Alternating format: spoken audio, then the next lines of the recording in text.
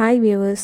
Big Boss season 9ல் நேற்று Vinoth cash box எடுத்துகிட்டு போயிட்டார் அப்படிங்கிறது எல்லாருக்குமே தெரியும். அந்த டைமில் அவர் ரொம்பவே மனசு உடைஞ்சு அழுதுட்டு இருந்தார். அவர் மட்டும் இல்லைங்க, பார்க்குற நம்மளோட மைண்ட் செட்டும் அப்படி தான் இருந்துச்சு. கூட இருந்த எக்ஸ் கண்டஸ்டண்ட்டுமே எல்லாரும் வருத்தப்பட்டுட்டு தான் இருந்தாங்க. பட் வியானா என்ன சொல்கிறாங்கன்னு பார்த்தீங்கன்னா, ஃபைனலிஸ்டில் இருக்க ஒரு சிலர் தான் வினோத்தை பிளான் பண்ணி எடுக்க வச்சதான் சொல்கிறாங்க. வினோத் எடுத்ததுக்கப்புறம் விக்ரம் அண்ட் அரோரா 2 பேரும் பார்த்து சிரிச்சுக்கிட்ட தான் அவங்க சொல்கிறாங்க. இதை பற்றி சபரி விக்ரம் அண்ட் அரோரா கிட்டே கேட்கும்போது விக்ரம் சொல்கிறாரு, அவர் அழுதது க்யூட்டாக நாய்க்குட்டி மாதிரி இருந்துச்சு, அதனால சிரித்தேன் அப்படின்னு கேஷுவலாக சொல்கிறாரு. அரோரா என்ன சொல்கிறாங்கன்னா, நானே அதை எடுக்கலான்னு இருந்தேன், பட் எடுக்க முடியல, அதனால் வருத்தத்தில் இருக்கேன் அப்படின்னு சொல்கிறாங்க.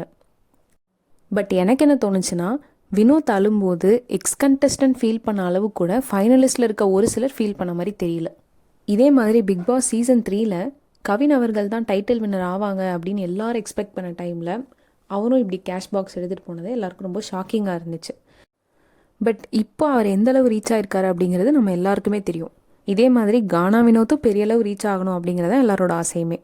இன்றைக்கி எபிசோடில் கானா வினோத் அவர்கள் விஜய் சேதுபதி முன்னாடி வந்து பேசுவாங்க அப்படின்னு சொல்கிறாங்க.